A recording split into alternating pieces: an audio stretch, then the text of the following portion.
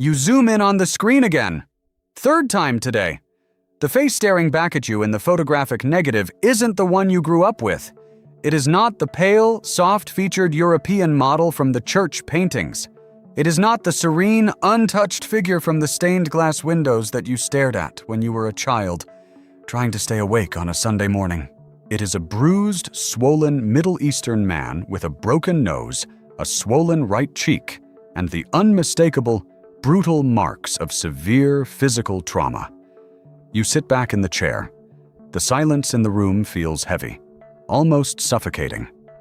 The hum of the computer fan is the only sound.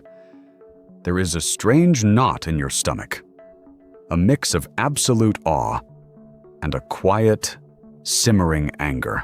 Because looking at this raw, three-dimensional topography of suffering, looking at the absolute, physical reality of what happened to this man, you realize something you have been trying to ignore for a very long time.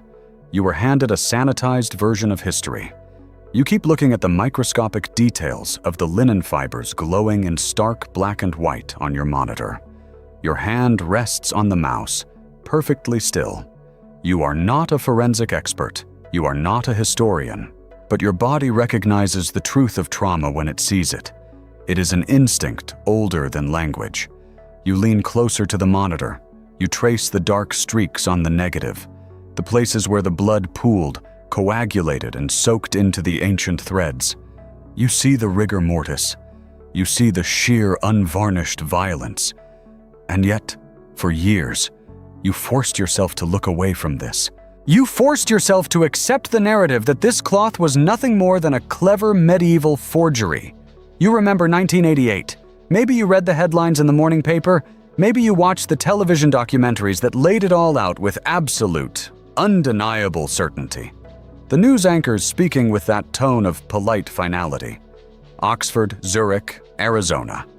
3 independent, world-class laboratories. The carbon-14 dating was conclusive. The Shroud of Turin was definitively dated between 1260 and 1390. Case closed. Science had spoken, and the mystery was officially permanently dead. You remember the feeling of quiet humiliation that washed over you. The way you packed away your curiosity, your sense of wonder, into a small, dark box at the back of your mind. You convinced yourself that it was foolish to cling to physical evidence. You told yourself that faith shouldn't require proof, that it was a weakness to want something you could touch, that you were naive for ever thinking a piece of cloth could hold the actual imprint of the most consequential weekend in human history. You remember the dinner table conversations, the slight, knowing smiles from skeptical friends, the condescending pats on the back from people who assured you that it was just a relic of a superstitious, uneducated age. So you accepted the European paintings.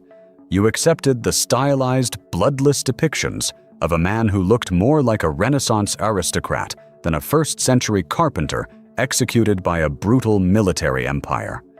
You let the institutions tell you what was real. You let the documentaries dictate the boundaries of your belief. You walked through museums and cathedrals, looking at the smooth, unblemished skin of the statues, the neatly arranged, almost decorative drops of red paint that looked nothing like real hemorrhaging, and you told yourself this was the only truth available. You accepted the lie because everyone else did. But sitting here now, in the quiet of the night, looking at the high-resolution digital scans, the math does not add up. The biology does not add up. The physics are screaming that something is wrong. Late last night, sitting at my desk here in Evansville, Indiana, I found myself doing the exact same thing. I was observing the recent forensic high-resolution scans of the shroud, letting the raw data wash over me. The streetlights outside were off, the house was perfectly quiet, and I wasn't analyzing the image for a lecture. I wasn't preparing a lesson plan. I was just watching. I spent 12 years handing out those exact same sanitized prayer cards in a Catholic high school. 12 years of passing down the soft, painted faces to rows of teenagers. I would stand at the front of the classroom, smelling the chalk and the floor wax, watching the kids barely pay attention to the glossy images of a man who looked completely untouched by the agony of his own execution. But looking at the screen yesterday, tracing the physical three-dimensional blood flow patterns on the linen, the contrast was so sharp it physically hurt. The paintings I used to distribute were art. They were safe. They were designed not to disturb the viewer. They were meant to comfort. But the image on my screen was a crime scene, and observing it, just watching the irrefutable marks of traumatic shock encoded in those ancient threads, the silence in my study felt exactly like the silence you are feeling right now. It is the silence of an incomplete narrative finally breaking apart. It is the sound of a paradigm shifting. Let us talk about why those paintings always felt a little hollow to you. Why your intuition always whispered that something was missing, even when you couldn't articulate what it was. In 1976, two scientists from the Shroud of Turin research project, a team known as STURP, John Jackson and Eric Jumper, placed a photograph of the shroud into a VP8 image analyzer. This was a piece of analog technology used by NASA to map the topography of planets, to measure the peaks and valleys of the moon from two-dimensional satellite photos. When you put a normal photograph or a medieval painting into a VP8, you get a distorted, chaotic mess. A two-dimensional painting relies on light and shadow created by the artist's brush to simulate depth. The machine reads the dark paint as high elevation and the light paint as low elevation. Because the artist's shading does not correspond to actual physical distance, the result on the monitor is a grotesque, flattened distortion. Arms melt into torsos. Noses collapse into cheeks. The data is nothing but noise. But when Jackson and Jumper fed the image of the shroud into the VP8, the machine did not output a distortion. It output a perfect, mathematically precise, three-dimensional relief of a human body. You need to understand the magnitude of what this means. The image intensity on the Shroud of Turin directly correlates with the cloth-to-body distance. The parts of the linen that physically touched the nose, the brow, the chin, those parts are darker. The parts that hovered a few millimeters over the eye sockets, the hollow of the cheeks, the space between the lips, those are proportionally lighter. The intensity fades in exact, flawless mathematical proportion to the distance of the cloth from the flesh. This cloth encodes true spatial depth data. It is a topographic map of a human form. A medieval forger in the 14th century did not have a VP8 image analyzer. A medieval forger did not understand the mathematics of three-dimensional spatial encoding. You cannot paint three-dimensional data into a flat piece of linen using contact rubbing, acid, or scorch techniques. If you try to heat a metal statue and press linen against it, the image bleeds through the threads. It distorts terribly as the cloth wraps around the curves of the face. It fluoresces violently under ultraviolet light. But the image on the shroud shows zero UV fluorescence. None. There are no brush strokes. There is no directionality to the image. This is where the knot in your stomach starts to tighten, because you realize that the documentaries you watched left out the most disturbing parts of the evidence. They stopped at the radiocarbon date, flashed a graphic of a medieval artist laughing in a studio, and rolled the credits. They never mentioned the spatial data, and they definitely never mentioned the blood. Dr. Frederick Zugibe and Dr. Pierre Barbet, leading forensic pathologists, did not look at the shroud as a religious artifact.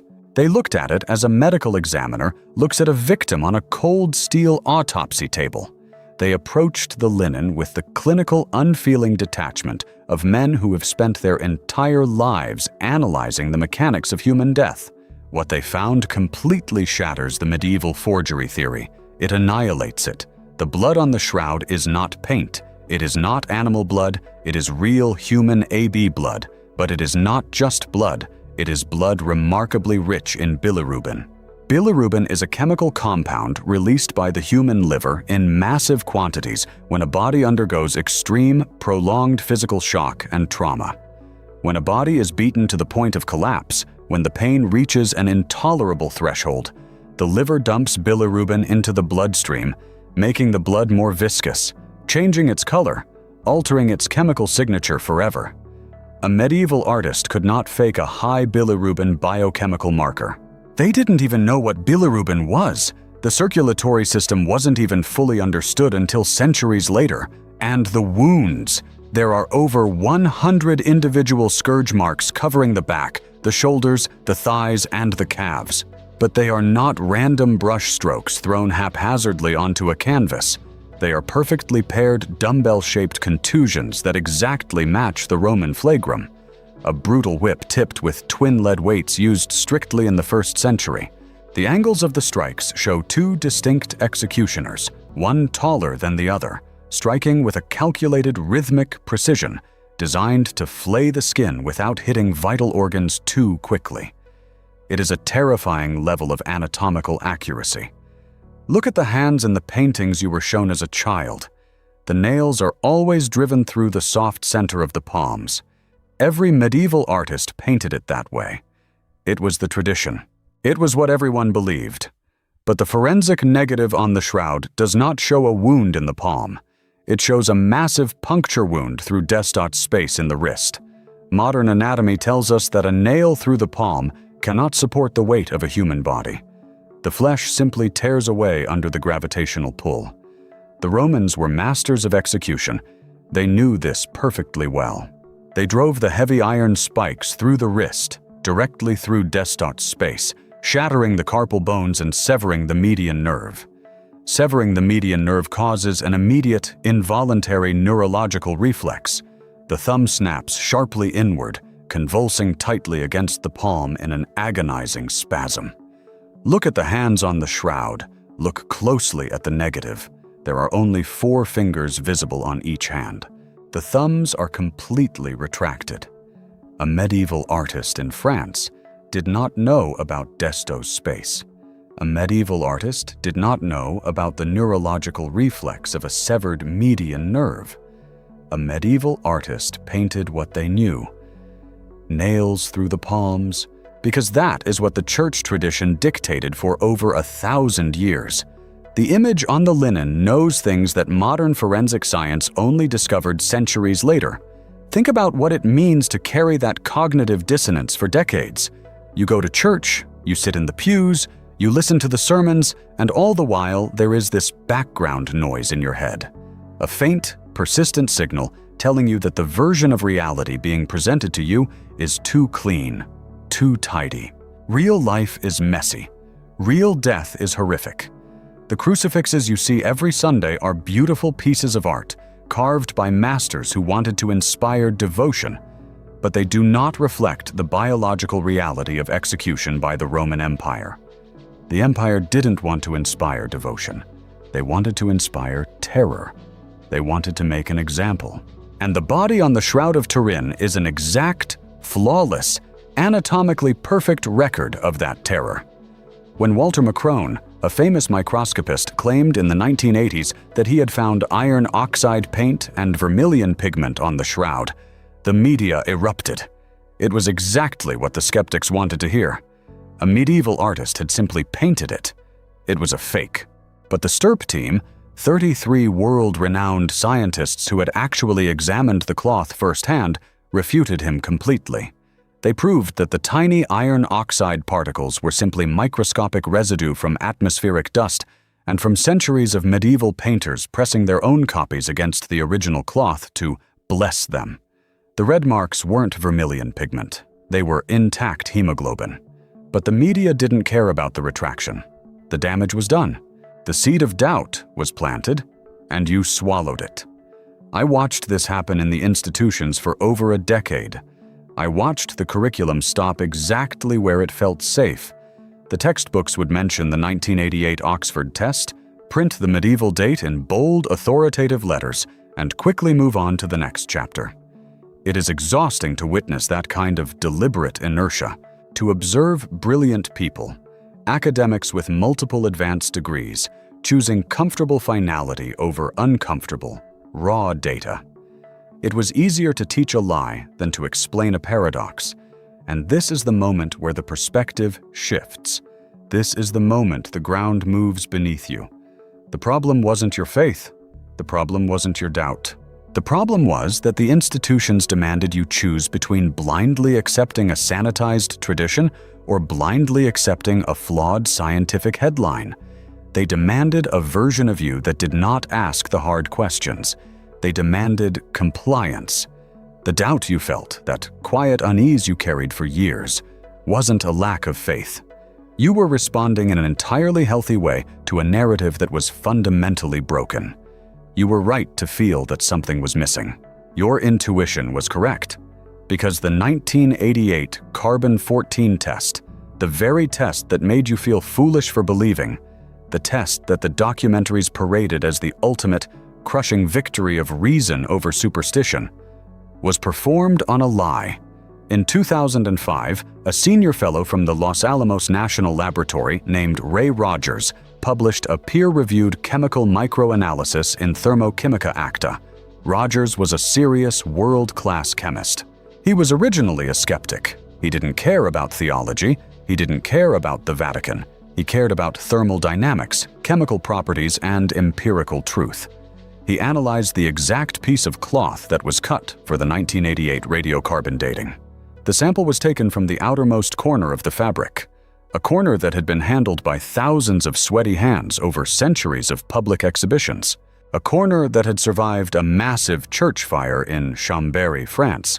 In 1532, a fire so hot it melted the silver casket the shroud was kept in, dripping molten metal onto the cloth. Rogers put the fibers from that specific corner under a microscope. He applied chemical solvents, and he found something that should not have been there. He found cotton. The main body of the Shroud of Turin is woven entirely of pure linen, flax. But the corner sample used by Oxford, Zurich, and Arizona contained cotton fibers seamlessly and masterfully woven into the linen. And coating these cotton fibers was a gum binder and madder root dye, a medieval technique used to color newly added threads to match the yellowed, aging linen of the original cloth. It was an invisible reweave, a medieval repair patch, likely added by the poor Clare nuns to stabilize the corners after the terrible fire damage. The laboratories in 1988 did their jobs perfectly. Their instruments were flawless. They accurately dated a piece of dyed cotton that had been woven into the damaged corner in the 16th century. They did not date the original cloth. They dated the repair. You were told the science was settled. But the science had barely begun. The narrative they fed you was a fragment, presented as the whole. In 2022, Dr. Liberato De Caro and a team from the Institute of Crystallography at the National Research Council in Italy utilized wide-angle X-ray scattering, known as WAXS. This is a technology that measures the structural degradation of cellulose inside the microscopic fibers. It doesn't rely on carbon isotopes that can be easily contaminated by fire, smoke, and human handling. It measures the physical, irreversible decay of the cellulose chains themselves. They compared the linen of the shroud to historical samples from the Siege of Masada in Israel, samples which are perfectly, undeniably dated between 55 and 74 AD. The structural degradation profile of the Shroud of Turin matches the 1st century Masada linen exactly. The X-ray data places the fabric not in the Middle Ages, not in France, but precisely in the 1st century, in the Middle East. So if it is not a painting, if it is not a medieval forgery, and if the X-rays prove it truly originates from the 1st century, you are left with the most terrifying and beautiful question of all.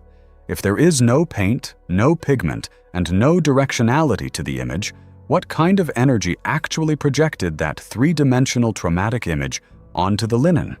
The STURP team in 1978 packed literal tons of equipment and spent 120 hours conducting non-destructive physical testing on the cloth.